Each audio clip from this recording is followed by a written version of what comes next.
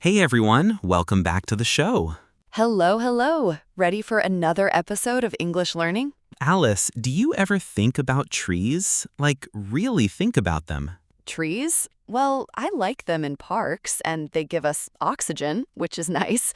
But what kind of question is that, David? Today, we're going to talk about a very special tree in Britain, one that faced a huge challenge.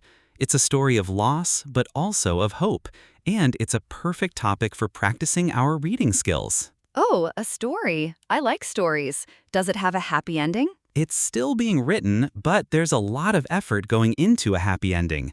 Today's passage is about the elm tree and a disease that almost wiped it out in the UK. Wiped out? That sounds serious. It was, but we'll use this interesting topic to strengthen our IELTS reading skills. We're not just learning about trees, we're learning how to read better. And don't worry if you're multitasking or just half listening. This podcast is designed for you to relax and absorb English naturally. Just keep listening. Here is what we will do today. In Part 1, we'll read the passage about the elm tree together. In Part 2, we'll review 8 essential reading skills. In Part 3, a quick review of those skills.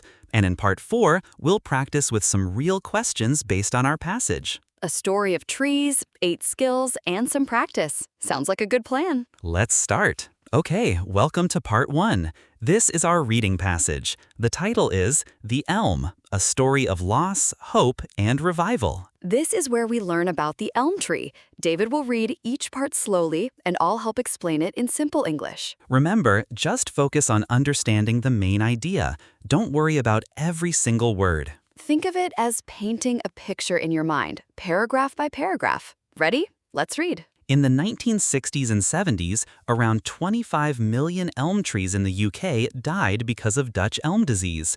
This was 90% of all elms. After this, the elm tree, which was once very common in Britain, was mostly forgotten. But now there is hope that elms can be brought back to the English countryside. Matt Elliott from the Woodland Trust said that the impact was huge. Elms were significant, large trees. Then they were gone. So, in the 1960s and 70s, a terrible disease killed almost all the elm trees in the UK. 9 out of 10. People almost forgot about them.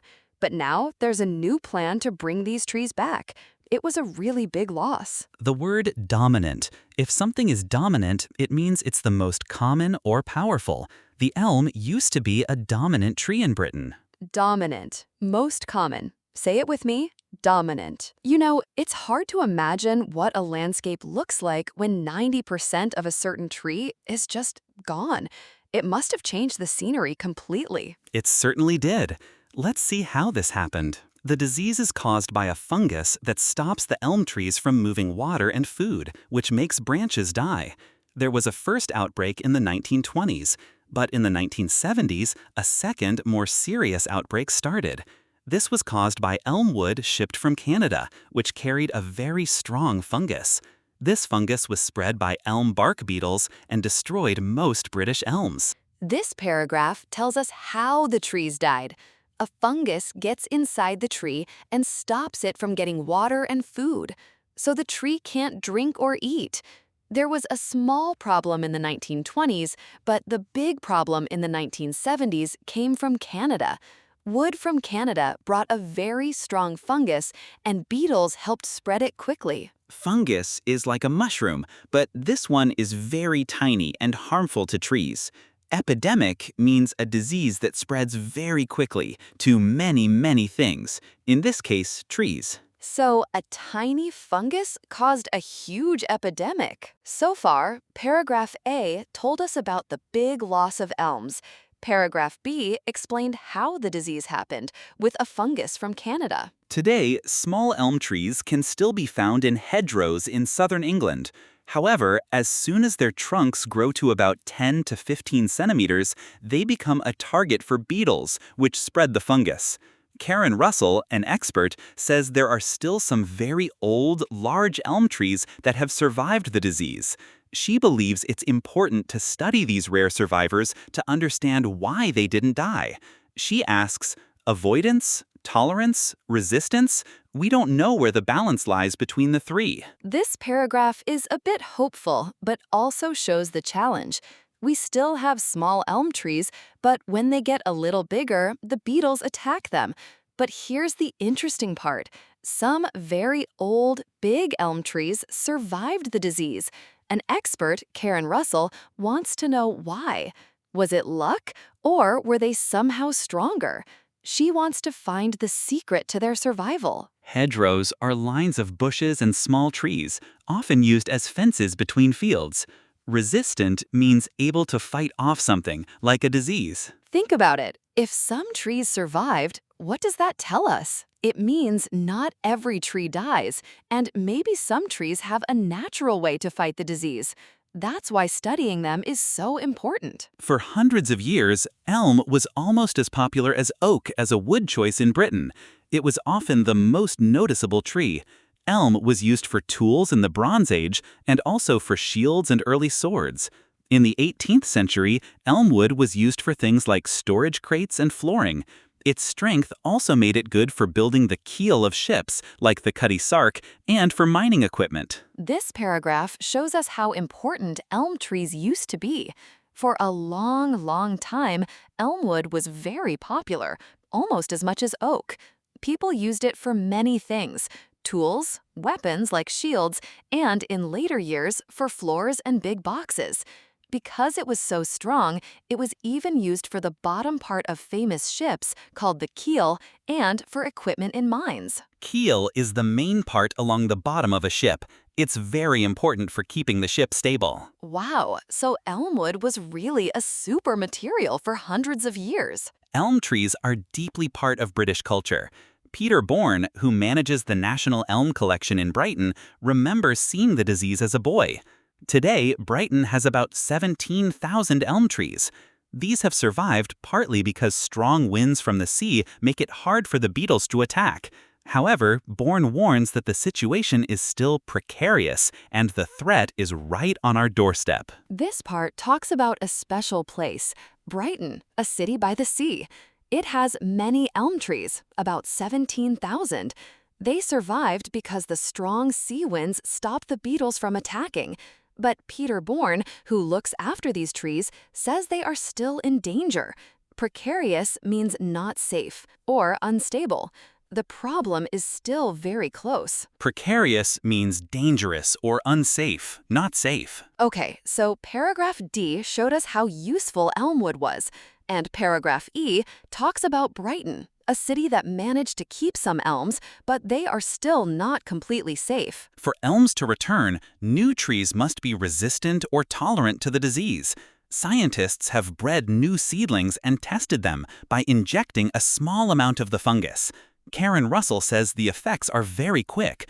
Resistant trees show no symptoms after 4 to 6 weeks, but those that are susceptible, easily affected, will lose leaves or die. This paragraph is about scientists working hard. To bring elms back, the new trees need to be strong enough to fight the disease. Scientists are making new baby trees, called seedlings, and testing them. They put a little bit of the fungus into the trees.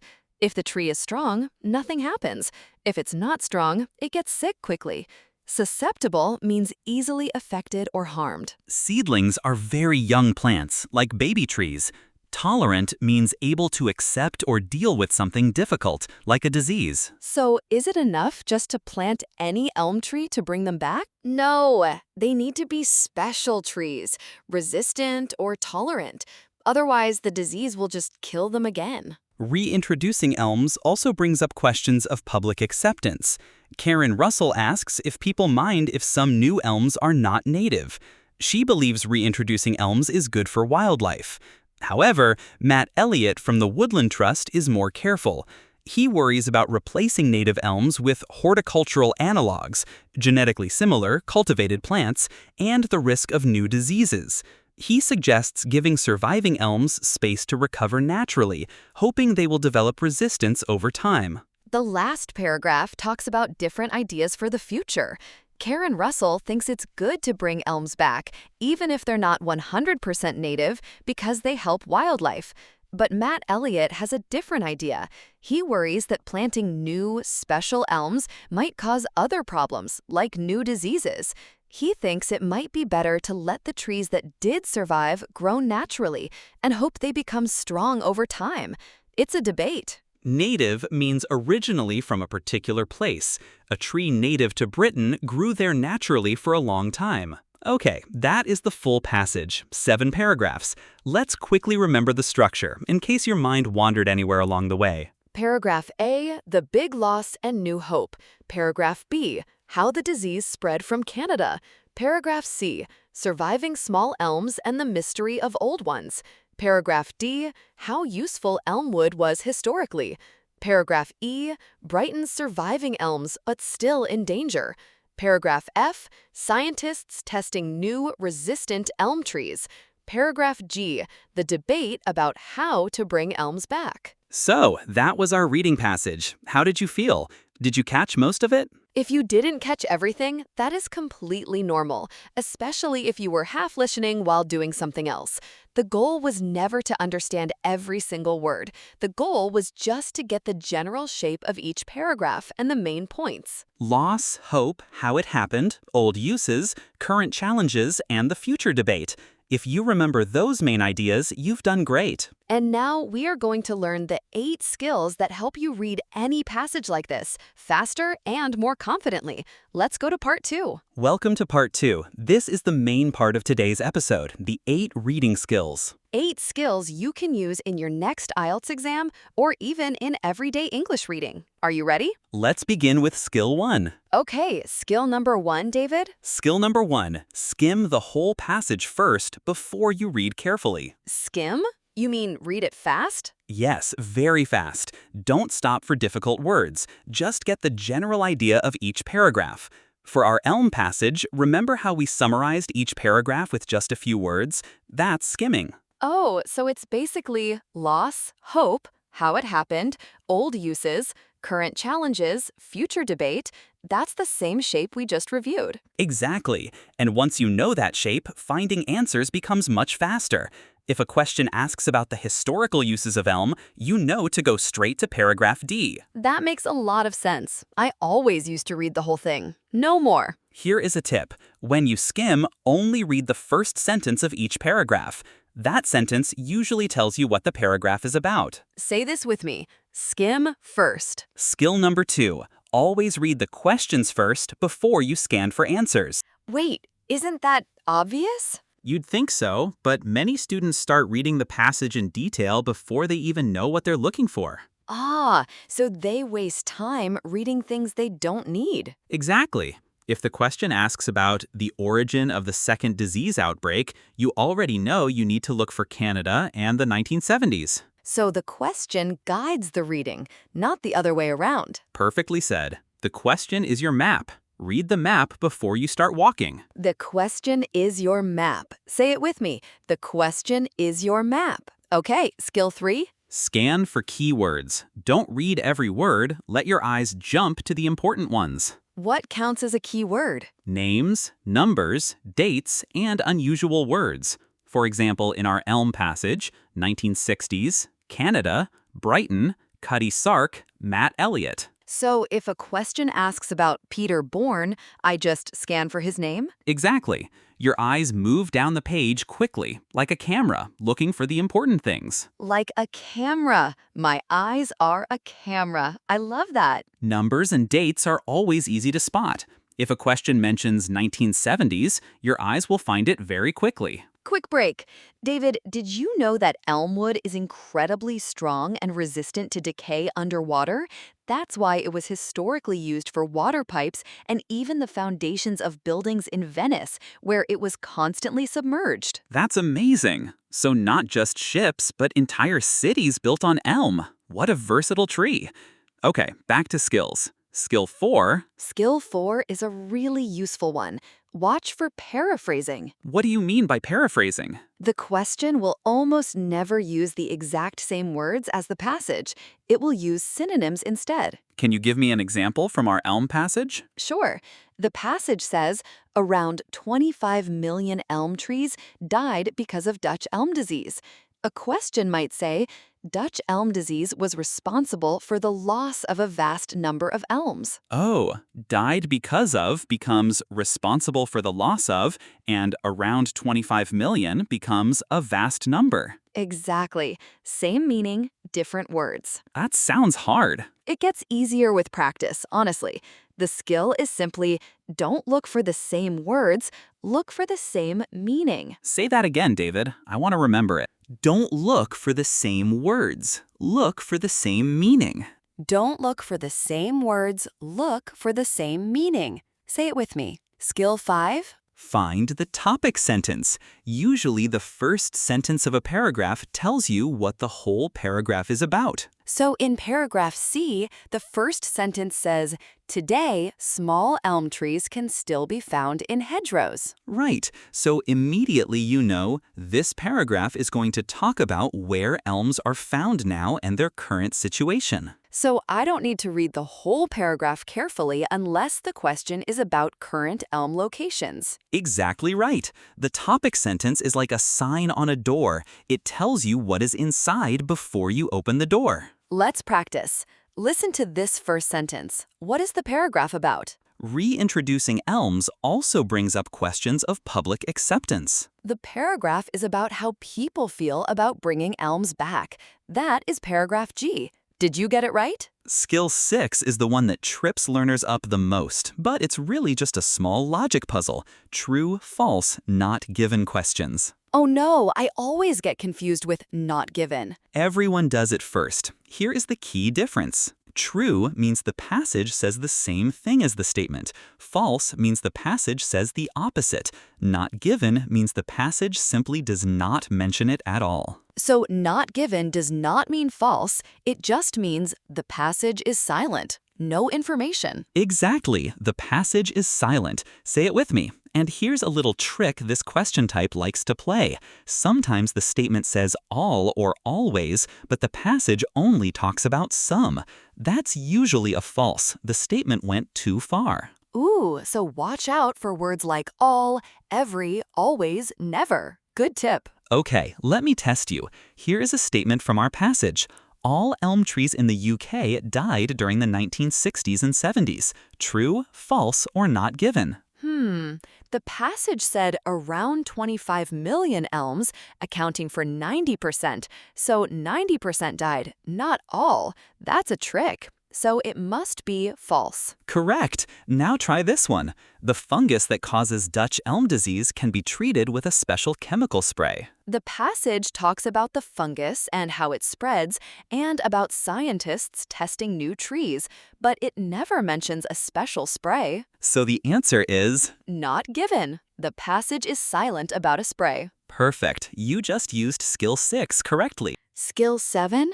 Manage your time. If one question is taking too long, skip it and come back later. But isn't it bad to leave a question unanswered? It's worse to spend 5 minutes on one hard question and lose time for 5 easy ones. Oh, so one hard question can cost you many easy points? Exactly. Always guess something, mark it, and move on. You can come back at the end if you have time. A good rule of thumb, roughly 1.5 minutes per question. If you're still stuck after that, move on and come back later. And our last skill, skill 8. Guess unknown words from context. You will never know every word, and that is completely normal. Oh, that is so good to hear. For example, imagine you don't know the word precarious in paragraph E when Peter Bourne talks about Brighton's elms. But the sentence says, the situation is still precarious, and then the threat is right on our doorstep. So I can guess, if a threat is on the doorstep, precarious must mean dangerous or unstable. I don't need the exact definition. I just need enough to understand the main idea. Exactly. Context is the words around the unknown word. Use those words as clues. Say this with me. Use context clues. And that is skill 8, and all 8 skills done. Wow, 8 skills. That was a lot, but I feel much more confident now. You should. These are real, practical skills that every good IELTS reader uses. And the important thing is, these skills work together. Skim, read the questions, scan for keywords, paraphrasing, topic sentence, true, false, not given, time management, context clues. They are a team. All 8 working together. Let's go review them quickly. Welcome to Part 3. Quick review. No pressure, just a fun recap. I will quiz Alice on the skills. Listen along and see if you can remember them too. Ready, Alice? Ready. I'll try my best not to get tricked. Okay, Alice. Skill 1. What's the very first thing we do with a reading passage? Read every single word super carefully? Ha, not quite. That's the opposite of what we want. Skill 1 is to skim first. Get the general idea. Right. Skim first. I knew that. Okay, my turn to show off. Skill 2, read the questions before you scan. Skill 3, scan for keywords. Excellent.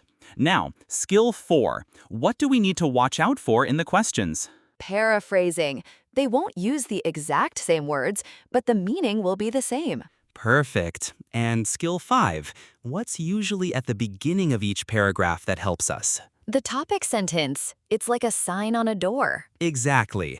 Now the tricky one. Skill 6 is about true, false, and... Not given. And not given means the passage is silent. You got it. And skill 7. What if a question is too hard? Don't get stuck. Manage your time, skip it, and come back later. And finally, skill 8 for those difficult words. Guess unknown words from context. Use the words around it as clues. 8 skills. I think I got them all this time. Well, almost. You nearly said read every word at the start. That one doesn't count. I was warming up. 8 skills reviewed, quickly and clearly. Remember, you don't need to memorize the names. You need to do them. Skills are actions, not words. Now, the most important part, putting the skills into action. Let's go to Part 4. Welcome to Part 4. Practice time. We are going to use our passage about the elm tree. Remember, the one about the loss, the hope, and the debate, and I will ask you some questions. Try to answer before we give you the answer. If you can, say it out loud if you like. No pressure though, just listening carefully works too. After each question, we pause. Then we go back to the passage, look at the exact line, and explain the answer. Our first statement. The second major outbreak of Dutch elm disease in the UK was caused by infected wood imported from Canada. True, false, or not given? Let's go back to paragraph B. The passage says, but in the 1970s, a second, more serious outbreak started. This was caused by elm wood shipped from Canada, which carried a very strong fungus. This matches our statement perfectly, so the answer is true. Here's the next one. Small elm trees in hedgerows can grow to a very large size without being affected by Dutch elm disease. True, false, or not given? Let's look at paragraph C for this. The passage states, however, as soon as their trunks grow to about 10 to 15 centimeters, they become a target for beetles, which spread the fungus. This means they do get affected when they grow larger. So, the statement is the opposite of what the passage says. The answer is false. Next statement. The elm trees in Brighton are now completely safe from Dutch elm disease. True, false, or not given? For this, we need paragraph E. The passage mentions Brighton's elms have survived, partly due to strong winds. But then it says, however, Bourne warns that the situation is still precarious and the threat is right on our doorstep. The passage tells us they are not completely safe, so the statement is false. Oh, wait, I fell into a trap. The passage says the situation is precarious and a threat is right on our doorstep. It doesn't say they are not safe, but it doesn't say they are completely safe either. The statement says completely safe. The passage doesn't give us enough information to say they are completely safe, so the answer is not given. The passage is silent on completely safe. Learning from mistakes is the best kind of learning. Good catch, Alice. That's a classic not given trap. The passage gives some information, but not enough to confirm or deny the exact statement. Okay, let's try a different type of question now. This time, fill in the blank. Choose one word only from the passage. For hundreds of years, the only tree that was more popular in Britain than elm was... Let's go back to paragraph D.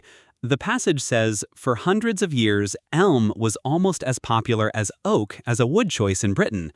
The blank needs the name of the tree more popular than elm, so the answer is oak. That is the skill working already. And notice, for each one, we didn't just spot the trap, we went back to the exact line that proves the answer. That's the habit worth building. It actually feels manageable now. When I know the skills, the questions are not so scary.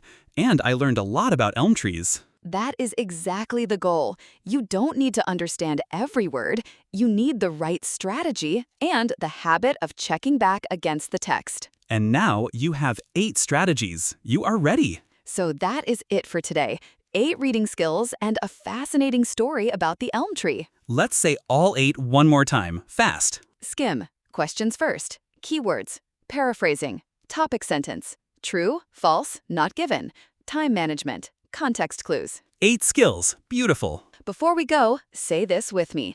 I have the right strategy. I have the right strategy. I have the right strategy. Say it one more time if you like, because it's true. Oh, before we go, one last fun fact about the elm.